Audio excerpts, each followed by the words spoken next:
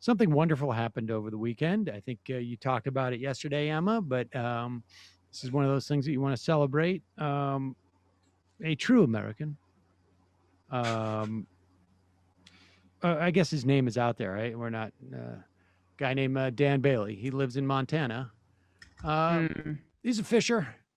He's a hunter, apparently, as well. But a true American. I mean, red-blooded. Not a guy who grew up on the coasts or lives on the coasts or works on the coasts, like someone like me, or went to college like in Connecticut, like someone like me, or like someone like Tucker Carlson. As you know, Montana man Dan Bailey approached Tucker Carlson in what appeared to be a sporting goods shop, maybe like a fly fishing place, and told Tucker Carlson nothing but the truth, just that Tucker's a real detriment to society in many respects and is putting a lot of people in harm's way just for money. And I'm not saying that you should do it for really any reason, but just for money. And here is Megan McCain responding to that clip, which, of course, a normal person would say, finally, somebody had an opportunity to talk back to Tucker Carlson. But someone who is not so normal would have Megan McCain's take.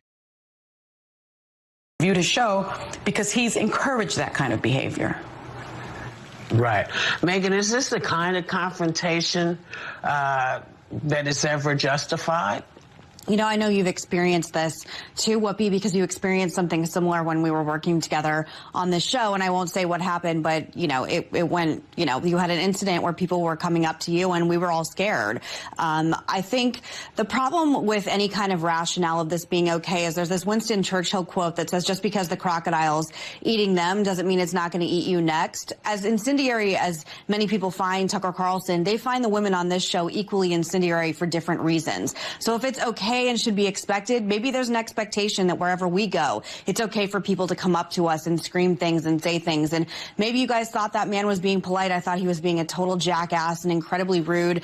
And we're living in a time when people like Steve Scalise are being shot and wounded to the point that you don't know if he's literally going to survive, and now he has to walk with a cane because there are people that just aren't in control of themselves and aren't in control of their mental health, and they want to take out their aggression on public figures. It's incredibly dangerous. I thought it was incredibly dangerous when Maxine Waters said we should go up to public figures and get up in their faces. I think is a very, very slippery slope. I know how much people don't like Tucker Carlson. People equally don't like Megan McCain and Joy Behar and Sunny Hostin and Whoopi and Sarah. These are, when you're putting your opinion out there, you're making yourself a target.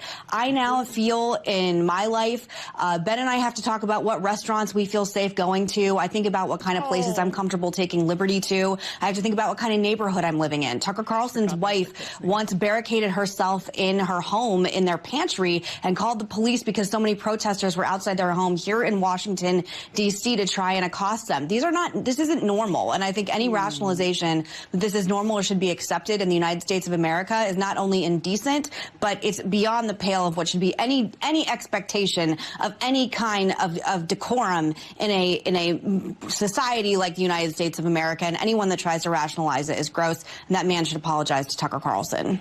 Right.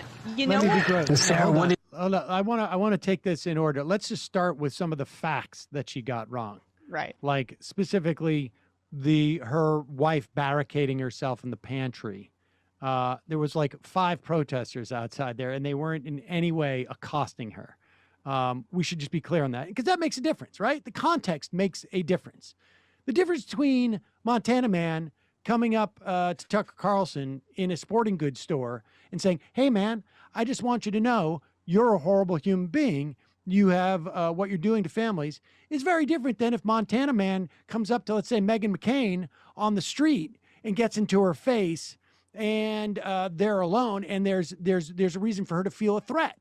And I'm obviously sensitive to this because while Megan McCain was just out there, you know, cheering her dad on to bomb Iran or whatever it was at the time, Megan McCain wasn't concerned about people who may have like gone on television, talked about how we shouldn't go in and invade Iraq and what was happening to, I mean, I just, you know, with Janine Garofalo, for instance, who literally walking down the street, you had cars pull over where guys the size of Montana Dan getting out screaming at her on the street. You had Trey Parker and that other idiot, making movies about her and blowing her up because she was so screechy about being anti-war. I mean, we were getting death threats constantly at Air America. We walked out of our offices holding bats because we were concerned about that. I mean, so like this happens, and all things considered, I thought that guy was actually rather polite. He was just saying this, but also the idea that Tucker Carlson gets no accountability, like what he's doing is not dangerous, is absurd. In fact, what Tucker Carlson does on any given night, far more dangerous than what that guy in that one sporting goods store did. And what anyone on The View says, for that matter. Like, let's even say Megan McCain. What Tucker Carlson does is far more dangerous than whatever garbage comes out of Megan McCain's mouth on a daily basis. So she tried to draw those equivalences. No, he's literally a white supremacist propagandist. He shouldn't be able to exist without any bumps in the road in polite society. And also the difference between what you were doing and Janine were doing back in that time is you were challenging power, and these people are powerful and can just wipe their tears away with the $1 million checks that they get from their programs. So like, if that's the obstacle that they have to overcome to be a part of these elite institutions that influence millions and millions of people, that's kind of the price of doing business, dude. I'm not going to stop like beating this drum about how the model of the Tucker Carlson model, which is echoed in different like flavors, whether it's Orban in Hungary or in Italy or Steve Bannon or Ben Shapiro or Jimmy Dore, there's a flavor. And it comes in its own little, like it's the same thing. The roots are the same, and it's not the same flavor as Meghan McCain.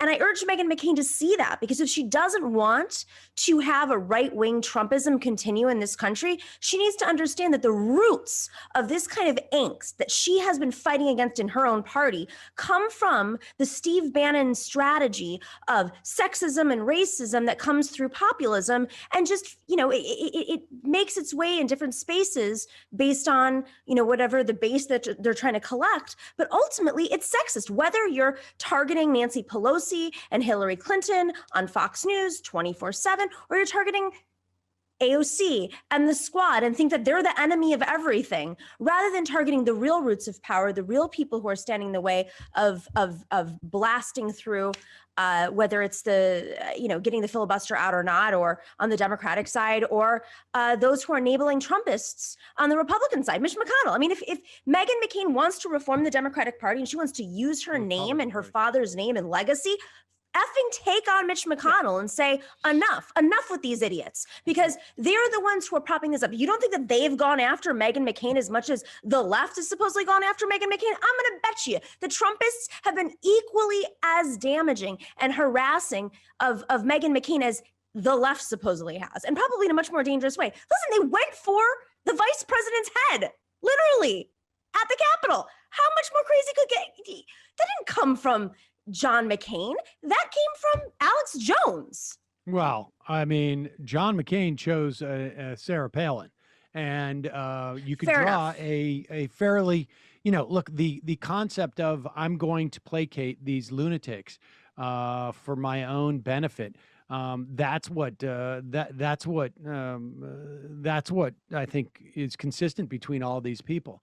But I think the thing that and I haven't heard anything subsequent to the Montana guy from the Montana guy, but I have a feeling what he's talking about is COVID. I have a feeling what he's simply talking about that Tucker is out there creating, putting fuel on the fire of like either COVID skepticism or now vaccine skepticism. or just a general sense of paranoia. Folks, there's more of what you've just saw where that came from. That's if you hit the subscribe and like button. Thank you. Really, thank you.